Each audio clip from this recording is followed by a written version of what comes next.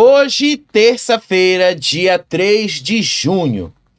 Hoje é um daqueles dias assim que a gente tem pouca coisa para falar, mas relevante também.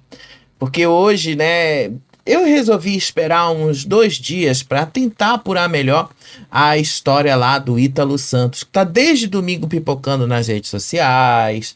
Eu vi lá um vídeo da Isabelle Vidal falando sobre as denúncias contra ele.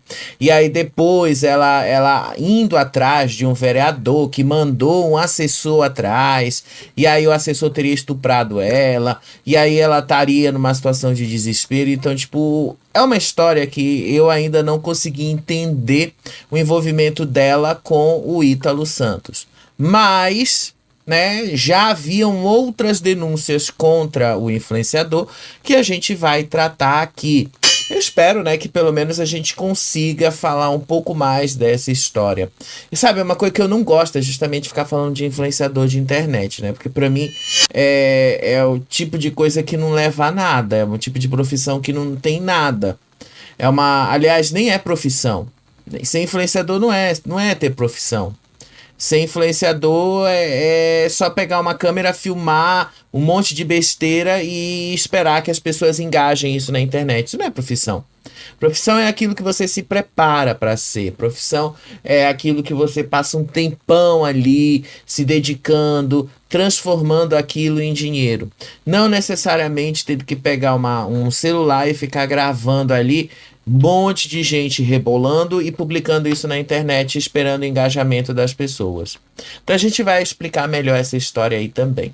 Fora isso, gente, tem também Virgínia Fonseca de novo, né? Eu acho que vocês já estão cansados da gente falar da Virgínia Fonseca. Mas agora é sobre a festa de aniversário da filha dela e do Zé Felipe, que aparentemente agora decidiu mudar mesmo de casa, né? Dizem aí que ele está à procura de uma casa no mesmo condomínio aonde a Virgínia mora para ficar perto dos filhos. Além disso, né? Ontem eu falei para vocês sobre a Virgínia ainda estar usando a aliança. E aí eu vi nos comentários que muitos de vocês falaram que o Zé Felipe também estava usando. Eu esqueci de mencionar isso ontem, tá? Mas eu tenho o vídeo aqui que eu recuperei lá no UOL, então a gente vai mostrar esse vídeo aqui também. Ele também estava usando a aliança. Mas o negócio nem é esse, né, que a gente vai falar. É da festa ali de aniversário da filhinha dela, a Maria Alice. Não vou falar da festa de aniversário em si, mas de uma polêmica que envolveu a festa de aniversário. A cobrança por comida.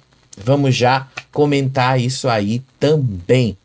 Diogo Almeida, lá do BBB, o Diogo Almeida lá do BBB, junto com a Aline, resolveu aí, numa entrevista com a Fábia de Oliveira, falar aí alguns planos dele. Ao mesmo tempo que ele nega, ele também confirma que tem negociações com a Globo para ele estar na próxima novela das 19 horas.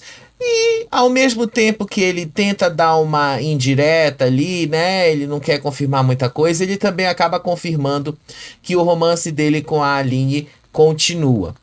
Mas vamos lá começar com esta outra notícia aqui, que envolve a Clara Castanho e a Antônia Fontinelli. Tá? Essa história aqui, eu já tinha falado dela em 2022.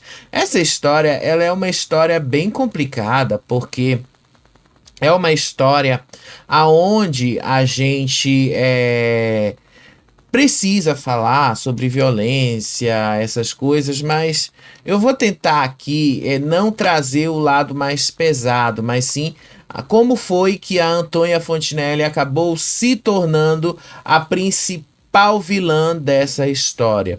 E vamos só relembrar aí como é que foi que aconteceu. A Clara Castanho, a atriz, esta menina aí, ela teve em 2022 uma situação de abuso. E desta situação de abusos nasceu uma criança. Na época, em 2022, 3 pessoas, aliás, 4 pessoas, falaram do caso dela. Léo Dias, Matheus Baldi, Antônia Fontinelli e Dri Paz. Essas 4 pessoas falaram sobre o caso da Clara Castanho. Mas a primeira pessoa que falou publicamente sobre a gravidez que a Clara Castanho levou ali, não foi às escondidas porque ela não sabia, ela só soube que estava grávida depois do 7º mês. Então ela já soube ali quando o negócio já estava acontecendo. E esta criança, quando nasceu em 2022, a Clara Castanho resolveu dá-la para adoção. E aí foi que o Léo Dias falou esta informação numa entrevista que ele deu ao programa do Danilo Gentili. A partir daí, a Antônia Fontinelli também deu essa informação no canal dela no YouTube. A Adri Paz usou o mesmo tema para falar disso, se eu não me engano, no Instagram dela. E o Matheus Baldi também divulgou isso nas redes sociais dele. Na época, o Matheus Baldi era um dos apresentadores do Fofocalizando. Ele inclusive, deu isso como uma exclusiva, mas ele não chegou a falar disso no programa, tá? Este tema nunca foi falado no programa em si, pelo menos não na época em que tudo aconteceu. E aí, a gente tem um novo desdobramento entre as duas, tá? Qual é o novo desdobramento entre as duas? A Clara Castanho está entrando com uma nova ação judicial pedindo 5 milhões de reais de indenização contra Antônia Fontinelli. O motivo do processo é a ação se referindo a postagens feitas por Antônia Fontinelli sobre o caso de Clara Castanho em 2023, um ano após os eventos terem acontecido. Clara pede 5 mil reais por postagem, mesmo aquelas que não citem seu nome diretamente, mas abordam o caso de forma indireta. E aí ela disse ali que na ação ela também está requerendo valores retroativos de 2020, desde 2023 e ainda uma multa diária, fora as indenizações relacionadas a todo esse caso. E aí, a Clara já tinha processado a Antônia Fontinelli e, inclusive, ela venceu a ação contra a Antônia Fontinelli na época, em 2022. E, se eu não me engano, o valor tinha sido de 50 mil reais. E aqui a informação que a gente tem é que a Antônia Fontinelli, mesmo depois de condenada, continuou abordando o assunto e por isso está sendo novamente acionada pela justiça. E aí o caso original foi quando a Clara Castanho revelou ter sido vítima de violência sexual. Isso em 2022. Ela descobriu a gravidez apenas aos 7 meses. Tudo ali no corpo dela, e pela própria entrevista que ela deu na época, levou em consideração que o corpo dela não estava mostrando os sinais da gravidez. Mas depois do 7º mês, ela não teve mais, né? E precisou ver ali o que estava acontecendo de estranho e descobriu que estava grávida. Quando a criança nasceu, ela decidiu entregar o bebê para adoção, fazer todo o procedimento legal para esta adoção. E aí esse caso foi exposto nacionalmente, gerou muita comoção na época. Eu, inclusive, fui um dos que falei sobre esse caso na época, em 2022, e também gerou muitas críticas com relação à forma como este caso aconteceu. A primeira pessoa quem falou deste caso foi o Léo Dias. Foi ele quem trouxe essa história a público, revelando os detalhes, aonde é que o hospital era, aonde a Clara estava internada, como é que era a internação dela. O Léo Dias revelou vários detalhes. Inclusive, o próprio Léo Dias foi processado. Ele revelou depois, se eu não me engano, no SBT, quando ele voltou a apresentar o Fofocalizando, que ele se dispôs a adotar a criança, que ele adotaria a criança, porque ele não sabia que a criança tinha sido fruto de violência sexual por parte da Clara Castanho. E aí ele se prontificou a adotar, mas a criança já estava entregue aos novos pais, tudo feito de forma legal. Só que a forma como o Léo Dias trouxe isso acabou configurando um crime, pois envolve um sigilo legal da entrega de uma criança para adoção. Quando você não quer ter um filho e você quer entregá-lo à adoção, você pode fazer isso de forma legal, sem nenhum problema, mas a história nunca pode ser revelada. A criança ali, de uma certa forma, ela precisa ser poupada desse sofrimento. É óbvio que uma criança adotada algum dia vai querer saber por que os seus pais biológicos deram ela para adoção. Mas isso, gente, já é uma coisa quando a pessoa já é adulta. Isso aí é uma forma de proteger a criança. É uma forma de proteger aí toda a história, tanto da mãe biológica quanto da criança. Justo ou não, é assim que funciona. E aí, esse caso também foi falado pelo Matheus Baldi na época, ele repercutiu essa história e ele foi demitido do SBT justamente no momento que essa história toda explodiu.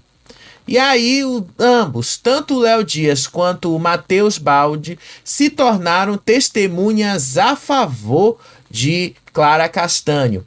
Mas Antônia Fontinelli foi colocada como a principal opositora a Clara Castanho. Ela foi colocada ali como a principal divulgadora, sendo que não tinha sido ela a principal. A principal pessoa que divulgou continuava sendo o Léo Dias. Só que existe uma diferença da abordagem. Na época, Antônia Fontinelli se candidatou a deputada, ela ia para uma plataforma mais conservadora, então ela achou que usando esses temas ela iria ter ali, de uma certa forma, uma visibilidade maior. No final das contas, não foi isto o que aconteceu. E aí, os dois, anteriormente, né, de divulgadores passaram a testemunhas favoráveis a Clara Castanho. Acredito eu que por uma manobra jurídica, querendo ou não, porque quando você se torna uma testemunha a favor, o seu peso diminui perante as acusações. E várias críticas têm ali relacionadas a isso, né? De uma certa forma, a Antônia Fontinelli acabou insistindo muito em falar dessa história. Antônia Fontinelli acabou insistindo muito, sendo colocada nesse papel de vilã, e os outros aí estão, de uma certa forma, impunes. O Léo Dias e o Matheus Baldi. Acredito eu, gente, tá? Acredito eu que seja porque eles ali se tornaram as testemunhas de Clara Castanho e, pelo fato deles terem se tornado testemunhas da Clara Castanho, eles também devem ter feito algum tipo de acordo jurídico por trás, assumindo ali a responsabilidade deles e, com isso, assumindo que eles foram os principais, diminuindo o peso que eles tinham. Por outro lado, a Antônia Fontinelli, como continuou a divulgar este caso várias e várias vezes, em vários e vários contextos, continuaram a falar dela e continuaram a associá-la com este caso, e esquecendo que as primeiras pessoas que falaram foram justamente os dois jornalistas. E aí, uma outra coisa, né, que isso aqui eu vi lá no canal do Ricardo Feltrin, tá? Essa matéria toda aqui eu vi lá. E ele falou assim, que a Clara disse que teria feito um boletim de ocorrência antes do caso vazar. Só que, de acordo com a apuração que o Ricardo Feltrin fez na época, isso eu lembro, tá? Ele disse que ela não tinha feito esse boletim de ocorrência e que ela nunca registrou antes do vazamento. Ela só registrou isso depois do vazamento. Mas que, querendo ou não, independente dela ter feito o boletim de ocorrência ou não, quem tinha que tomar a atitude ali, tomar a ação de investigar, era o próprio Ministério Público, justamente porque este é um caso de violência sexual. Diz aí que o Ministério Público tinha a obrigação legal de investigar toda essa história por se tratar de uma ação penal pública incondicionada, dentro ali do caso da Lei da Maria da Penha. E sim, gente, do que a gente sabe, tá? Nenhuma investigação sobre esse caso foi feita pelo Ministério Público na época. A gente realmente não viu isso acontecer. A gente viu que a Clara Castanho processou, ganhou, venceu a causa. A Dri Paz teve que pagar uma indenização, a Antônia Fontinelli também. Com relação ao Matheus Baldi e o Léo Dias, isso já ficou ali, digamos, não no campo do esquecimento, mas ali não se fala mais, os dois não falam mais sobre esse tema. E ela tá colocando essa coisa única e exclusivamente para cima da Antônia Fontinelli, que seguiu insistindo nesse caso.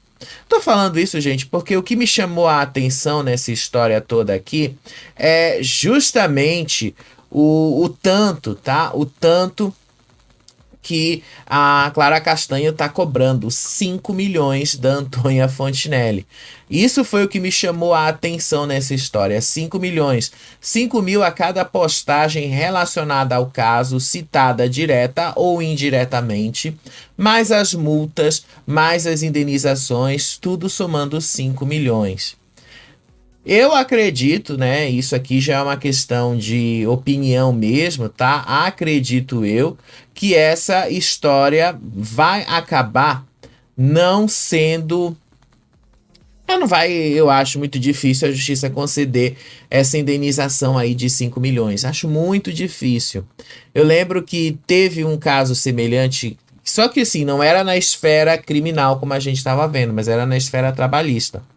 E eu lembro que a Raquel Sherazade tentou processar ali o Silvio Santos para conseguir ali 20 milhões de indenização. A justiça não concedeu a ela esse valor. Se eu não me engano, a justiça só concedeu 100 mil. Não concedeu ali. Nenhum chegou, acho que não chegou nem a R$ 1 milhão na época.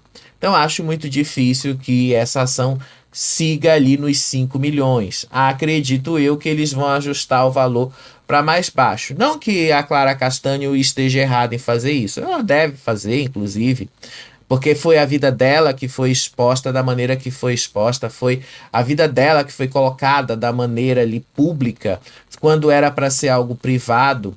E querendo ou não, gente, a criança, que é o principal objeto de toda essa história, merecia a proteção que ela não teve. A criança tinha que ter tido essa proteção que ela não teve pela exposição do caso. E aí, imagina como vai ficar a cabeça dessa criança quando ela crescer. Essa criança hoje deve ter uns 3 anos de idade. Imagina quando essa criança tiver o discernimento das coisas. Imagina como essa criança vai ficar quando ela descobrir quem é a mãe biológica dela, como foi que ela foi concebida. Imagina o quanto isso pode fazer mal para uma criança. É por essa razão que não se pode saber, na hora de adotar, quem são os pais biológicos de uma criança.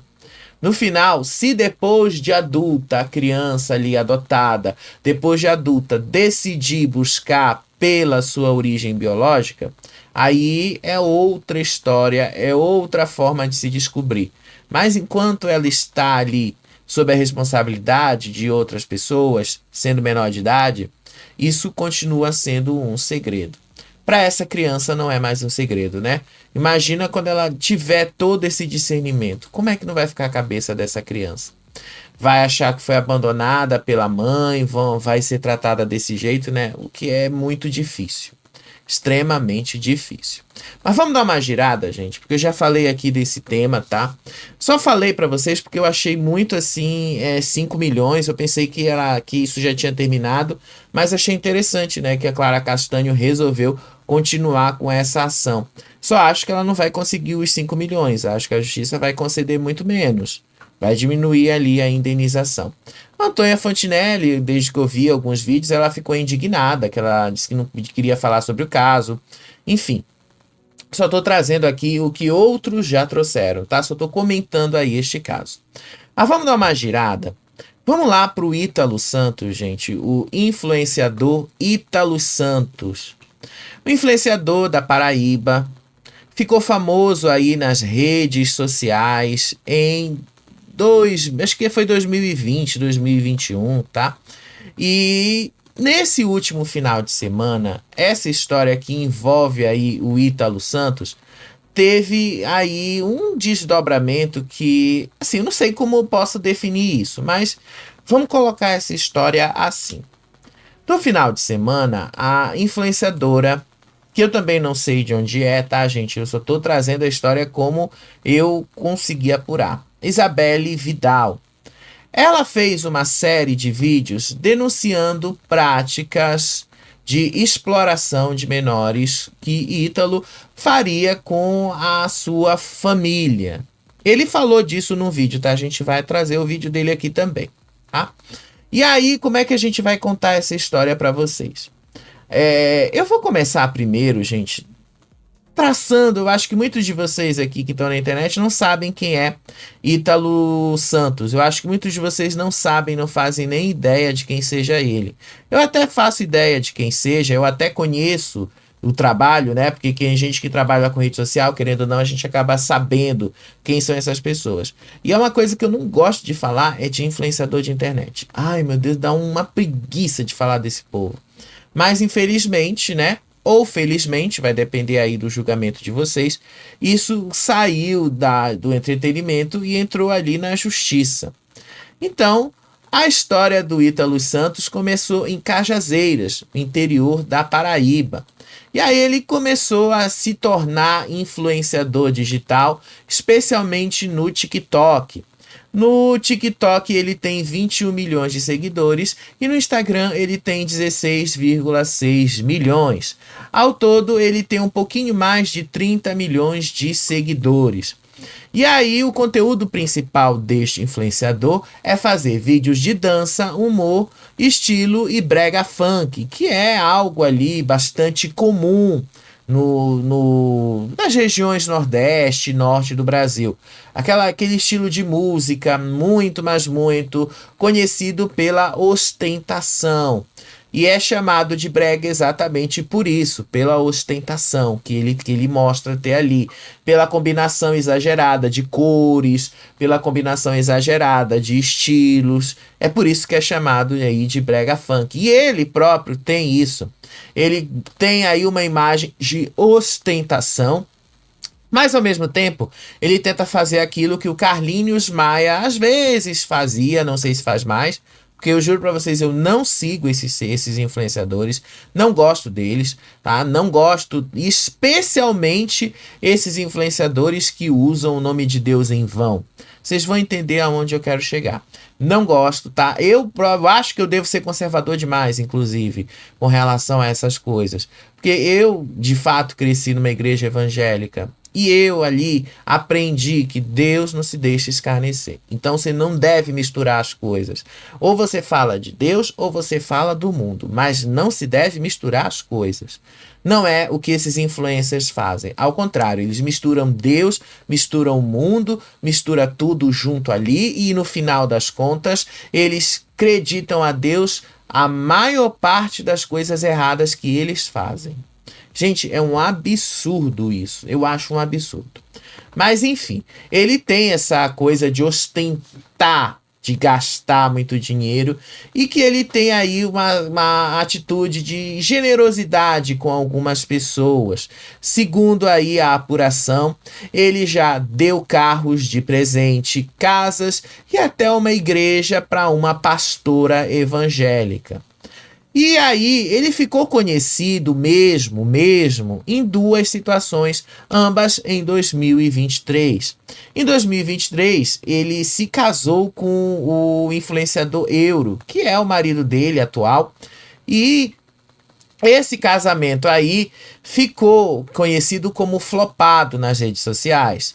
Ele tinha convidado uma série de outros influenciadores que não foram a esse casamento, mas o mimo que ele deu para os convidados era a distribuição de iPhones 15 Pro Max na época.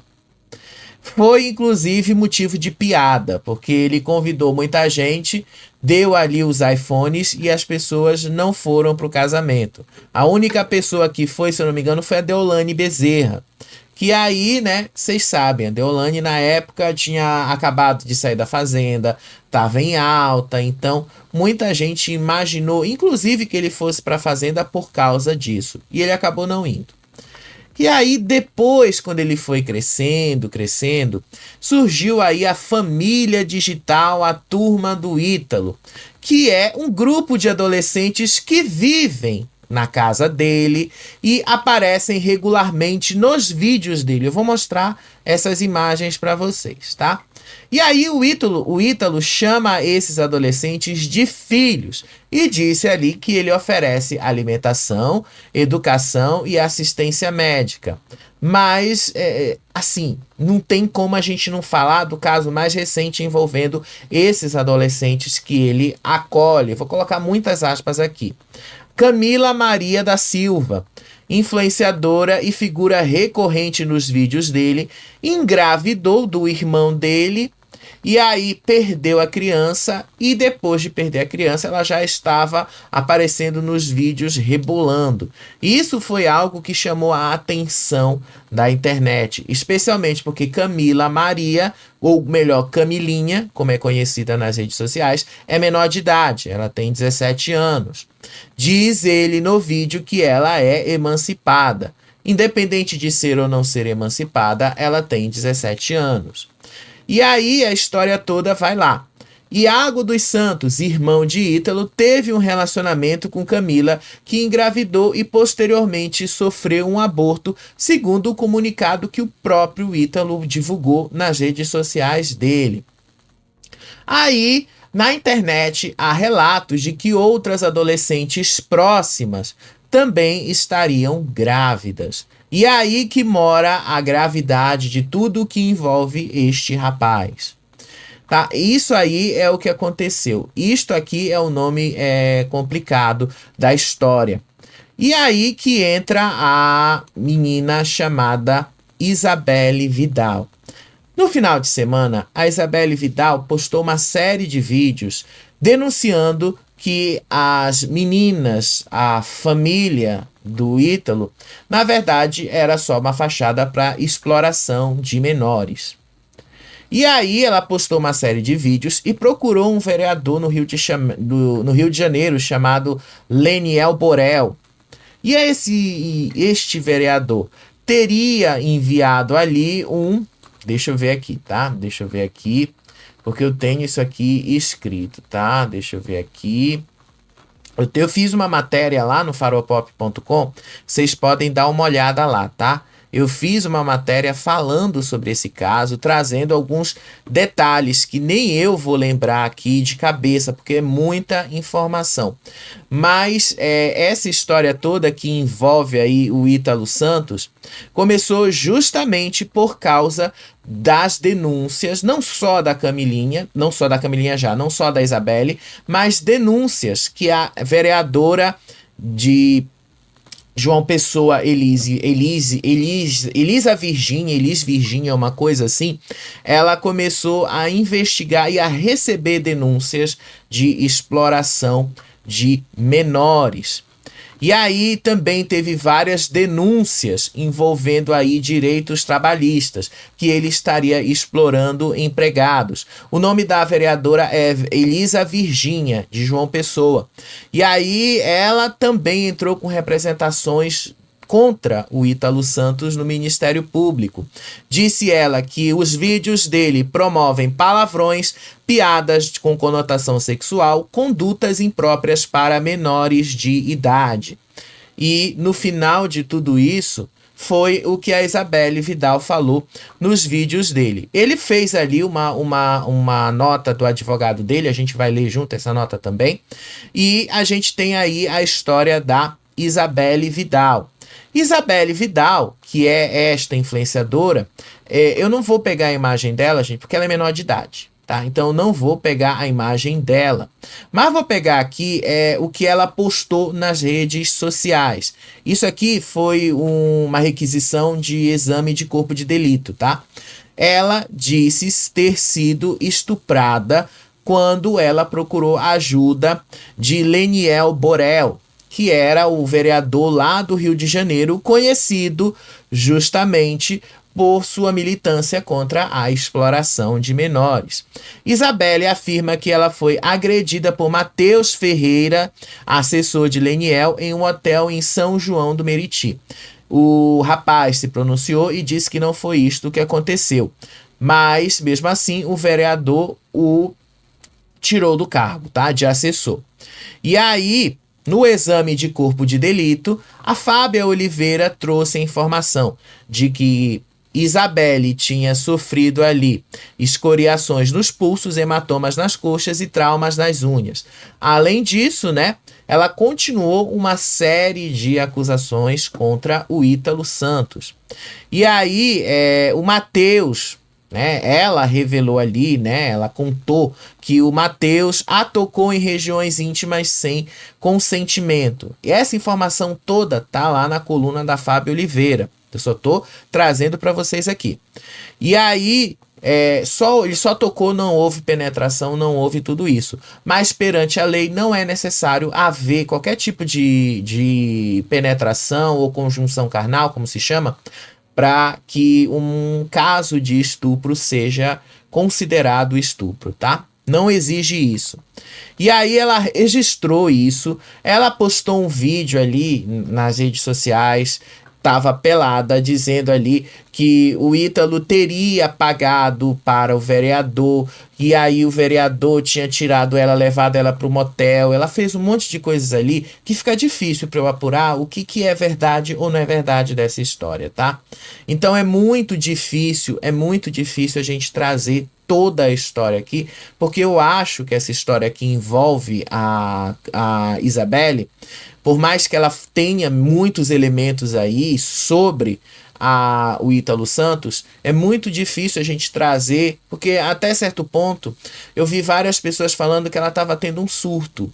E aí eu não sei como avaliar isso, porque eu não tô lá para ver essa história, eu só posso ver pelos vídeos. E aí a gente precisa entender como é que vai essa história toda, para onde ela vai e para onde ela vem. É muito difícil da gente avaliar só as postagens do lado da moça também. Mas enfim, ela conseguiu o corpo de delito que comprovou de fato que ela foi estuprada pelo assessor ali. E a partir daí ela teceu uma série de acusações de que o Ítalo estaria pagando para que isto acontecesse, porque ela teve a coragem de denunciá-lo.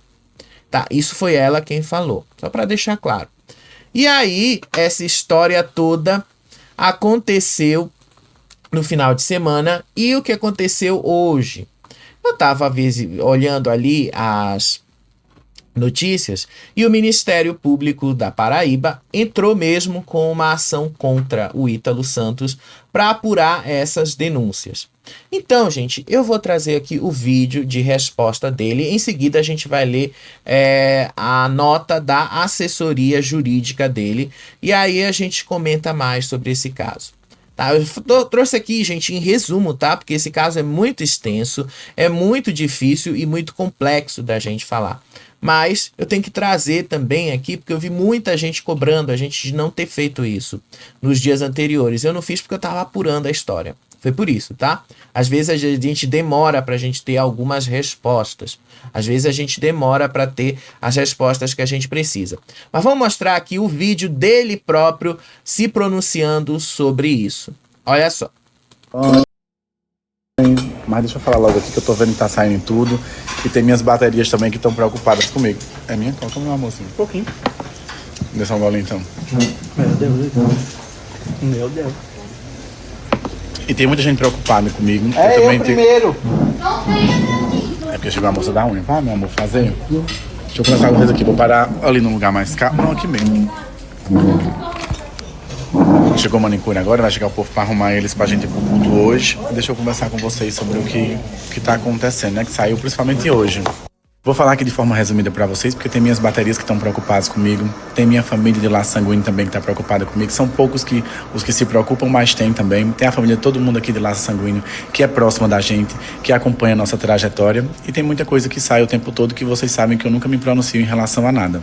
E era essa postura que eu iria tomar agora até tudo se concretizar, tudo se formalizar, como sempre eu venho aqui quando tudo se formaliza e mostro pra vocês. Ó, gente, aconteceu isso e eu tô aqui pra explicar o porquê aconteceu. Mas geralmente eu só apareço aqui quando tudo finaliza, quando tudo tem um desfecho. E aí Dias atrás, aconteceu também que eu trouxe para vocês aqui um processo judicial de uma equipe que estava trabalhando, e que aí no processo judicial que tinha, era a ação movida para mim, né? Não eu movendo a ação. E eu também cheguei para trazer isso para vocês aqui, igual também das outras vezes que eu também já fui chamado para falar, para contar a minha versão em relação a uma das coisas que saiu hoje também. Deixa eu começar falando da ação judicial que moveram para mim, que eu trouxe para vocês antes de qualquer veículo de comunicação trazer, né? Que foi acho que umas 2, 3 semanas atrás eu trouxe para vocês aqui que uma equipe que trabalhava comigo moveu uma ação, querendo alguns direitos trabalhistas, sendo que eu sempre dei meu melhor para todo mundo que trabalha comigo. Todo mundo que trabalha comigo não tem o que reclamar, mas sempre vai aparecer alguém insatisfeito com alguma coisa, só que não estava só na questão mais trabalhista. Estavam trazendo coisas que não existiam e que eram inverdades. Quando eu vi o processo, eu digo, gente, como assim isso aqui? Quando saiu em todo lugar, todo mundo já começou a endeusar quem estava fazendo aquilo e dizer, eu sabia que acontecia isso, eu sabia que a casa dele era desse jeito, eu sabia que lá era desse jeito. E aí a gente foi para a audiência, e a gente teve o êxito da audiência, o resultado foi ontem ou foi antes de ontem, ganhamos a primeira audiência, que são umas 3, 4, né, do mesmo segmento, do mesmo roteirozinho, e aí as pessoas, quando foram falar sobre, se contradisseram, se perderam, não tinham prova. E muitos dos detalhes eu não contava para vocês sobre o procedimento, sobre o processo, né? Que eu só ia falar com vocês igual eu tinha falado lá atrás, que eu sabia que era em segredo de justiça quando eu ganhasse. Porque eu sabia que a gente ia ter êxito, porque era muito em verdade. Igual tá acontecendo agora. A gente venceu o primeiro. Saiu em algum lugar? Não. Por quê? Porque não é tão interessante sair essa notícia, né? Claro. Igual saiu agora pela manhã em todos os veículos de comunicação o procedimento do Ministério Público. Só que saiu de uma forma como se tivesse sido aberto agora. Não foi de agora, minha gente. O Ministério Público apura algumas coisas que pessoas não estão satisfeitas para ver se aquilo ali é verdade e, se for verdade, tomar a medida cabível àquilo ali. E a gente, se não deve, coopera com o Ministério Público, leva todas as autorizações de imagem de alguém que, por exemplo, o pessoal daqui de casa, a gente é uma família, só que as pessoas veem aqui como se não fosse uma família, porque não é uma família padrão, não é uma família tradicional. Mas quem acompanha a gente lá de trás sabe que toda a nossa ligação é de muito amor, é de muito afeto. E aí a gente vai lá, explica tudo. As mães das pessoas que são menores emancipadas, né? Que aqui tem os emancipados ainda e tem os maiores, só é mais em relação aos menores que são emancipados. Vão lá, e aí falam a versão deles, como é que a gente conheceu, cada um conheceu um ao outro, como essa família se constituiu. E o processo ou arquiva, ou eles vão apurar mais fatos para ver qual a medida que eles vão tomar. Isso é um procedimento que acontece não só comigo, mas com qualquer pessoa. E não é só comigo que acontece isso. O Ministério Público chama qualquer caso que eles acham que precisa de satisfação, que eles acham que precisa de investigação. E a gente, quando não deve, coopera. Igual eu fui recentemente também ser ouvido, igual eu já fui ouvido há uns 6 meses atrás, igual eu já fui ouvido há 1 ano atrás. Não é de agora que isso acontece. Eles acompanham porque eles têm a responsabilidade deles de ver se tudo aquilo ali tá legal. Tem que ouvir as mães para saber se as crias estão aqui porque gostam, se as crias estão aqui porque, por algum motivo, igual esses motivos que saem. Vocês têm noção que eu tô tendo que ler inúmeras coisas que eu não sou? Sabe? Vocês podem falar, eu não gosto do conteúdo, eu não gosto. Independente do que vocês sejam, tipo assim, não agrade. Mas o que eu não sou também não deve ser dito. Para resumir, saiu hoje em tudo que era canto, como se tivesse sido aberto agora, não foi de agora. A gente coopera sempre que o Ministério Público chama, sempre que eu fui chamado, eu fui lá. Sempre que as mães foram chamadas, a gente foi lá. As crias estão aqui com a permissão das mães, vocês sabem disso, quem me acompanha lá de trás também sabe. E o que eu não consegui entender, né, que cada um pode ter a sua visão e seu posicionamento sobre mim da forma que quiser, é reconhecer tudo que eu já fiz por todo mundo, sabe? Principalmente as pessoas também que já passaram por aqui e sabem como é que funciona aqui em casa. Sabe que aqui em casa sempre foi muito certinho, sabe que aqui em casa sempre foi muito regrado, sabe que aqui em casa é uma casa igual todas as outras também, que tem erros e acertos, mas que sempre prevalece a parte que não é dos acertos, mas que também eu confio na justiça, eu confio na justiça de Deus e a gente tá aqui pra isso. E vocês sabem que eu não sou de me pronunciar. Então, gente, eu não vou passar todo o vídeo porque isso aqui é um pouco longo, tá? Mas só comentando aí algumas coisas que o Ítalo falou. Ele falou, porque vocês não noticiam que a gente teve vitória numa audiência. Como você falou, isso foi uma audiência, não é uma sentença. A audiência não é sentença. E a audiência, o juiz vai te chamar, vai chamar a outra parte e vai ouvir os dois lados. Só depois que ele ouve os dois lados, às vezes numa mesma audiência, às vezes em audiências separadas, é que ele vai tomar uma decisão. A justiça não funciona como um story da internet, não, tá? A justiça tem o seu tempo, a justiça analisa e ela toma as decisões no momento que ela tem que tomar. A justiça funciona desta forma. E, assim, mostra como essa geração de TikTok, essa geração da internet hoje, é uma geração que debocha das instituições, mas quando precisa das instituições, reclama que as instituições estão sendo injustas. Essa é um tipo de geração que coloca as coisas de uma forma mas tão debochada da coisa que os mais jovens acreditam que é assim que deve ser, e não é assim que deve ser. Por isso que às vezes eu falo, né? Eu devo ser muito conservador, porque eu vim de uma época em que a gente era ensinado a respeitar essas coisas, respeitar a justiça, respeitar o ministério, respeitar ali as decisões judiciais e não ficar querendo debochar, não querer continuar ali em cima. Eu vim de uma geração que não tem essas coisas. Que a gente que cresceu sobre isso, a gente aprendeu a ter muito respeito sobre a justiça. E é uma coisa que eu tenho, muito respeito pela justiça. Até porque eu já tive vários problemas para resolver na justiça. E sempre ali a gente espera o tempo da justiça para ser resolvido. Mas o que me coisa dessa situação é o porquê que as mães estão deixando os seus filhos ficar na casa dele. O porquê? Me expliquem aí o porquê que uma mãe faria isso. Me expliquem o porquê, eu não consigo entender, eu não consigo colocar isso numa lógica, buscando aí todas as formas possíveis de tentar entender. Eu não consigo ver por que estão colocando crianças na mão de uma pessoa dessas. Olha aqui os vídeos relacionados a ele, tá? Isso aqui é uma matéria da revista Contigo, que eu tô pegando lá do Instagram. Mas a gente vai acompanhar isso aqui juntos. Deixa eu pegar essa matéria do Instagram, da revista Contigo, e aí vocês vão acompanhar comigo, tá? Vocês vão ver aqui comigo sobre quem é esta pessoa, quem é Ítalo Santos. E vocês vão julgar por vocês mesmos, não sou eu que vou julgar, tá? Não sou eu que estou julgando aqui, são vocês. Então, vamos dar uma olhada aqui nesse vídeo. Olha só. Eu vou pegar aqui da revista Contigo. É da revista Contigo. Eu vou puxar de novo o vídeo aqui, tá? O influenciador famoso é suspeito de explorar menores de idade. Ítalo Santos é conhecido nas redes sociais como influenciador, mas ganhou destaque recentemente ao se ver envolvido em uma polêmica. O criador de conteúdo voltou ao centro das atenções após Isabelle Vidal, com quem já teve desentendimentos, relatar em vídeo ter sido vítima de abuso por um homem que ofereceu ajuda na rua. Pouco depois, ela publicou um pedido oficial de exame de corpo e delito. O episódio reacendeu debates sobre Ítalo, especialmente por acusações anteriores de Isabelle, que questiona a forma como ele trata seus filhos, pessoas em situação de vulnerabilidade que ele acolhe. Desde dezembro, o Ministério Público investiga o influenciador após uma denúncia anônima. Coincidentemente, ele abriu um processo contra Isabelle por difamação um dia antes dela relatar o abuso. Ítalo ficou conhecido por gestos extravagantes, como sortear um iPhone 15 Pro Max no casamento com Euro, que teve Deolane Bezerra como madrinha. Quem é Ítalo Santos? Gente, vocês ouviram aí, né, a matéria lá da revista Contigo. E as imagens que eles colocam aí na cobertura, né?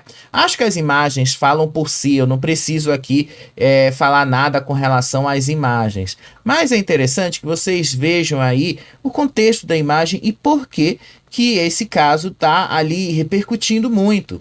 Eu acho que as imagens que vocês estão vendo agora aí na tela deixam isso bastante claro pra gente. Eu acho que essas imagens deixam bastante claro o porquê que isto aí é inadequado, né? Não sei se vocês viram ali, tem alguns detalhes na imagem que você observa. Nessa cena aí, por exemplo, ele está dançando sem cueca. Dá pra ver o pênis dele ali no coisa, dá pra ver o contorno. Ele dançando do lado de uma criança. Literalmente. Você percebe, é um tipo de situação que é complicado da gente falar. Mas o Ministério Público está agindo. E as denúncias continuam, tá? A vereadora Elisa lá, Elisa Virgínia vai continuar em cima. E para não dizer que a gente não está dando a oportunidade aqui do lado dele se manifestar, eu vou ler aqui, junto com vocês agora, a defesa dele, a manifestação aqui da defesa dele.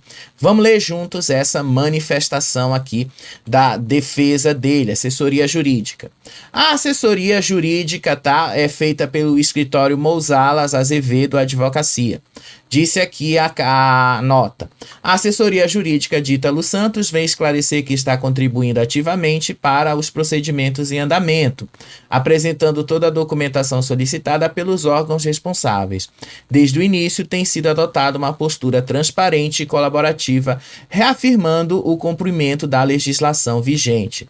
Reiteramos que as denúncias que embasam os procedimentos que apuram suposta exploração de trabalho infantil são inverídicas e que a alegação do assédio moral, sexual, sequer são objetos de apuração pelo Ministério Público do Trabalho, mas de ações trabalhistas ajuizadas por por prestadores de serviços, aos quais tramitam sob sigilo e que já estão sendo contestadas e esclarecidas, e que a única sentença judicial até o momento foi favorável ao influenciador, que afastou as informações falsas difamatórias que foram veiculadas contra sua honra.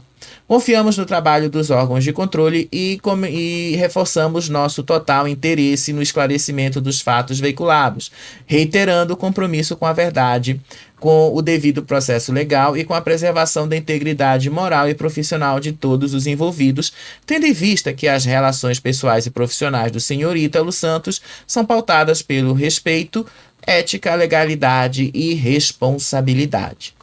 Gente, essa história toda aí, vocês viram que é muito cabeluda. São quase meia hora só falando dessa história aqui, tá? Mas o que o Ministério Público aqui, que ele se refere, não é o Ministério Público do Trabalho, tá? Só para deixar claro. Ele tem ações do Ministério Público do Trabalho, sim, mas a ação que entrou não foi esta ação aí do Ministério Público do Trabalho, tá? É uma manifestação do Ministério Público mesmo, aquele que vai apurar as denúncias de exploração de menores. Então essa nota tá lá no Léo Dias. Vamos ler juntos e a gente encerra este caso, pelo menos por hoje. Olha aqui. Ministério Público abre investigação contra Ítalo Santos. Defesa se manifesta. Influenciador é alvo de investigação por diversos crimes cometidos em sua chamada Turma do Ítalo. O influenciador digital paraibano Ítalo passou a responder por uma ação civil pública movida pelo Ministério Público do Trabalho da 13ª Região. Mas não é só o Ministério Público do Trabalho, tá? Como a vereadora Elisa Virgínia, também o Ministério Público normal. A informação foi obtida aí pelo portal Léo Dias, que teve uma fonte de acesso direto aos atos. A iniciativa do Ministério Público decorre de uma investigação que vai além das fronteiras da legislação trabalhista e aponta crimes de natureza muito mais grave, envolvendo tanto o influenciador quanto suas empresas. A origem, indícios de trabalho infantil e outras violações. Ele coloca aqui que a ação foi formalizada no dia 10 de fevereiro de 2025, após a conversão de uma notícia-fato que havia sido apresentada semanas antes. O objetivo era apurar suspeitas de exploração de trabalho infantil, incluindo atividades artísticas e sinais de possível abuso sexual. Com o avanço das investigações, o Ministério Público ampliou o foco para apurar um conjunto mais amplo de irregularidades. Não é só o Ministério Público do Trabalho que está envolvido nessa história, né? E aí ele cita aqui as empresas, postagens deletadas e a turma do Ítalo. Se ele deletou, é porque tinha alguma coisa ali que ele tinha medo, um certo medo. Fontes próximas relataram que a ação foi ajuizada após análise de denúncias formais e provas públicas reunidas nos últimos meses. Um dos momentos mais decisivos foi o conteúdo de publicações antigas nas redes sociais, posteriormente apagadas, que promoviam a chamada Turma do Ítalo. Ítalo. O grupo era formado por crianças e adolescentes que apareciam em vídeos monetizados sem contrato ou autorização legal para atividades artísticas infantis. E o caso ganhou novas forças quando a vereadora de João Pessoa, Elisa Virgínia, solicitou investigação contra o influenciador. A parlamentar viu que os vídeos promoviam palavrões, piadas com conotação sexual e atitudes impróprias para menores. Ela também mencionou supostos abusos de autoridade, assédio, exploração infantil e suas representações formais ao Ministério Público. Então, vocês estão vendo aqui toda essa história, tá? Tá lá no Léo Dias, mas no Faropop eu também te trouxe essa história aqui. É muito extenso, tá? A gente não tem como ficar aqui um dia todo só falando disso, mas tá aí quem estava cobrando a gente de não ter falado sobre essa história. Com relação a Isabelle Vidal, ainda é muito difícil a gente ver ali como é que ela tá reagindo, se ela realmente tá ou não tá num surto, porque eu realmente não sigo essas pessoas, não acompanho. Tô acompanhando agora esse caso e aí eu quero ver, preciso ter mais elementos para ter certeza de que ela está ali em normalidade, que ela está falando ali em condições de normalidade. Mas por enquanto, como a Fábio Oliveira falou, o corpo de delito já vai deixar aí claro pra gente que sim, realmente aconteceu aquilo que ela relatou. Mas isso aí é assunto para os próximos vídeos, que não é só esse vídeo que a gente vai falar não, tá certo? Só pra gente terminar aqui, 2 notas. A primeira, Virgínia. Eu sei que vocês não gostam quando a gente fala muito da Virgínia, né? Mas Virgínia Fonseca deu uma festa aí de aniversário para a filha dela, Maria Alice. E essa festa foi chamada de Céu da Maria Alice.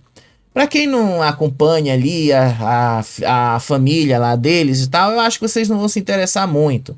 Mas tá aí as fotos da festa, o Zé Felipe posando ali com a Virgínia, inclusive, né, o tipo de pose que ele faz aí com a Virgínia deixa claro que aquele sentimento ainda não morreu não, né? Me parece que tá bem forte. E aí a festa, alguns detalhes aí da festa que ela liberou e tal. Mas o grande problema dessa festa, gente, nem foi a festa em si. A festa me pareceu que correu de uma forma bem tranquila. O negócio foi a denúncia que o Léo Dias fez hoje lá no Fofocalizando. A denúncia que o Léo Dias fez foi: os funcionários que trabalhavam no buffet da festa foram proibidos de comer da comida da festa, que era destinada aos convidados. E se eles quisessem comer, eles teriam que pagar R$150. A alimentação. Não será permitido o consumo de comida do evento pelos fornecedores. Caso desejem, haverá a possibilidade de se alimentar no local mediante o pagamento de R$150 por pessoa, pago diretamente ao buffet. E aí ele cita outras regras, né? Outras regras que a gente viu ali também sendo impostas ali. Ok, algumas regras para um desses eventos é necessário impor, algumas regras é necessário a gente dizer.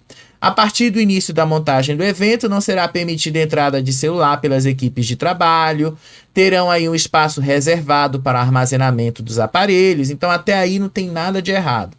E aí o negócio aí que pegou foi só essa história da alimentação. Os celulares na festa de fato foram proibidos. A Poliana Rocha, a avó das crianças, falou sobre isso, inclusive ela postou um vídeo aonde ela disse ali que foi muito bom ter sido essa festa, ter sido ali sem os celulares. Ela disse que foi muito bom e que ela pretende colocar isso nas próximas festas. Então deixa eu colocar aqui um trecho para vocês verem ela falando isso. Ela confirmou que de fato os celulares foram proibidos. Olha só.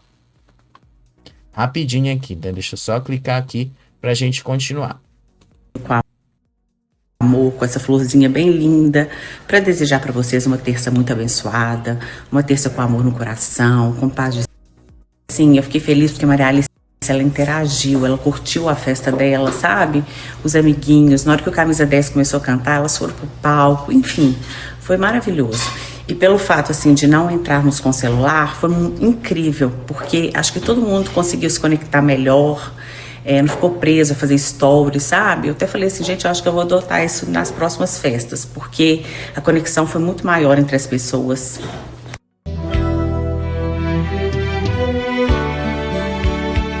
Então, gente, tá aí, tá? Trouxe para vocês aí essa história. A assessoria da Virgínia se manifestou, obviamente, com relação a esses prints aí sobre alimentação. Eles negaram que houve qualquer cobrança sobre alimentação aos funcionários, as pessoas que estavam fazendo o evento acontecer, negaram veementemente que isso aconteceu. Se isto é verdade ou não, gente, só alguém indo lá entrevistar quem de fato trabalhou na festa. Até esse momento eu não encontrei ninguém que entrevistou, tá? E eu queria muito poder entrevistar, mas infelizmente eu não estou em Goiânia, não tenho contato de ninguém de lá. Mas quando tiver ali alguma informação a mais, a gente traz. Ontem também eu falei para vocês sobre o Zé Felipe, tá? Hoje a gente tem uma informação aí do Zé Felipe. A informação que eu tinha para trazer ontem, eu vou mostrar para vocês agora, né? Eu falei ontem sobre o Zé Felipe ainda estar usando a aliança. E eu falei disso, gente, eu não mencionei isso ontem, eu falei só da Virgínia, tá? Mas o Zé Felipe também continuava usando a aliança, pelo menos até ontem.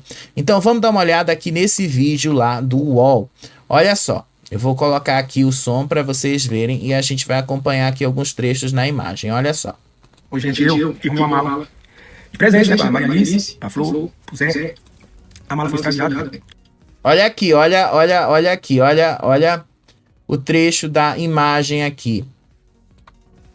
Negócio apagou aqui. Ah, gente, saiu aqui. Ai, gente, desculpa, gente. Acabei clicando no vídeo errado aqui, o negócio saiu errado, desculpa, deixa eu voltar aqui de novo só pra gente falar disso.